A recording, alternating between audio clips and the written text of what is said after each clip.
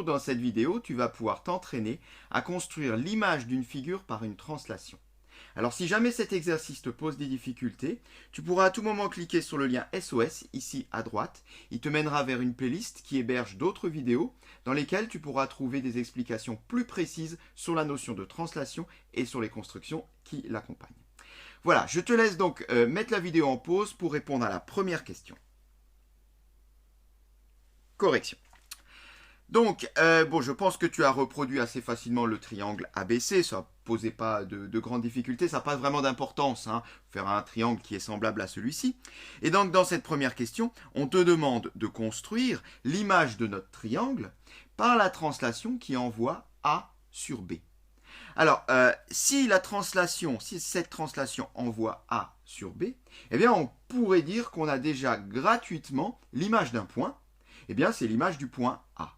Car, on le rappelle, construire l'image d'un triangle, ça revient à construire les images de chacun de ses sommets.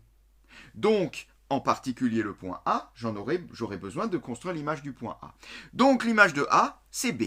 Alors, ce qu'on va faire pour ne pas s'embrouiller après quand il faudra tracer le triangle, c'est que je vais rajouter A' à la même position que le point B. Ces deux points sont l'un sur l'autre, mais tout à l'heure, quand j'aurai à relier A', B', C', au moins, je ne me tromperai pas.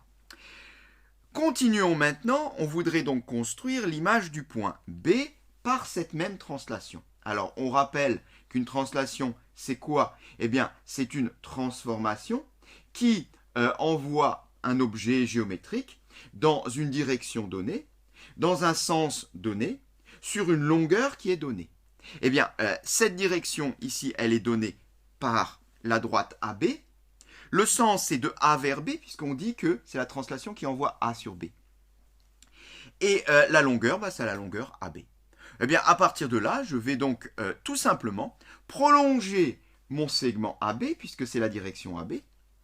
Et du côté à droite de B sur le dessin, eh bien, je vais obtenir l'image B', puisque c'est dans le sens AB.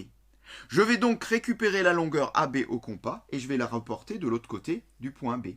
J'aurai ainsi le point B', image de B par la translation qui envoie A sur B.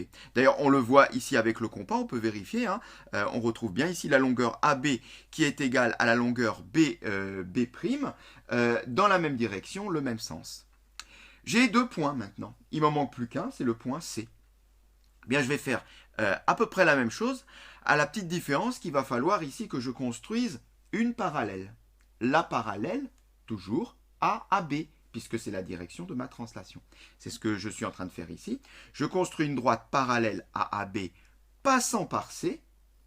De cette façon-là, la direction, elle est donnée. Maintenant, il faut que je pousse le point C dans la même direction qu'on a poussé le point A vers B, c'est-à-dire sur mon dessin vers la droite. Je récupère la longueur AB au compas, je l'ai déjà, je n'ai pas touché à mon compas. Je fais une petite marque sur la droite que j'ai tracée et j'obtiens ainsi le point C'. Eh bien, on peut dire qu'on a fini. On a A', on a B', on a C'. Eh bien, on a le triangle image A', B', C'. Il me suffit maintenant de relier ces trois sommets, ce qui est fait. Et j'ai mon triangle A', B', C', image du triangle ABC par la translation qui envoie A sur B. Voilà pour le premier triangle. Je te laisse maintenant répondre à la deuxième question avec une nouvelle translation et mettre la vidéo en pause. Correction. Bien, l'exercice est à peu près le même. La petite différence, c'est que notre triangle, au lieu de partir vers la droite, il va partir vers le haut. Puisque cette fois-ci, la direction de la translation, c'est AC, et c'est de A vers C. Donc ça va monter. Eh bien, on va faire comme tout à l'heure. Nos images, on va les appeler A1, B1 et C1, pour ne pas s'embrouiller avec les primes de tout à l'heure. Et on va commencer par placer l'image de A. Parce que l'image de A, là encore, c'est très facile. L'image de A, c'est C. Donc, A1 se trouve en C. Je peux déjà noter A1. Ensuite, l'image de C, c'est aussi facile. Comme tout à l'heure, je n'ai qu'à prolonger le segment AC du côté de C. Ce que je suis en train de faire, Je récupère la longueur AC avec mon compas, je la reporte de l'autre côté et j'obtiens ainsi le point C1. Terminé. Reste encore le dernier point, la dernière image, le point B. Alors, l'image de B, eh bien, comment je vais faire? Je vais être obligé de construire la parallèle à AC passant par B. Et tiens, chose bizarre, on dirait que cette parallèle existe déjà. Et oui, elle existe déjà, et ce n'est pas du tout dû au hasard si elle existe déjà. C'est tout simplement parce que tout à l'heure, on a déjà construit l'image du segment AC par une autre translation. Et on sait qu'une translation pousse les objets.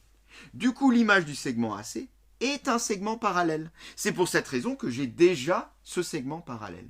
Eh bien, j'ai plus qu'à récupérer le segment, j'ai rien à faire. Et pour la longueur, eh bien pour la longueur, ça sera exactement la même chose.